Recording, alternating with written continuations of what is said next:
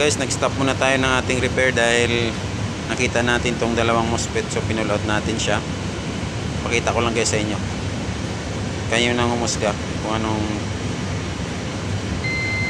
yan. Pag ganyan na issue,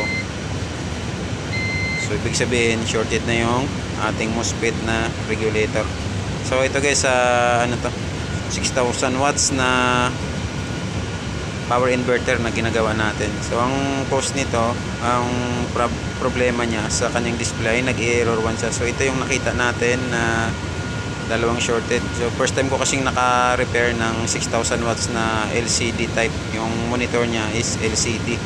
Kaya ang lumalabas sa kanyang error is error 1. So wala tayong ibang nakitang sira maliban dito. Yan, sa dalawang shorted na to. Kaya pinull out muna natin siya.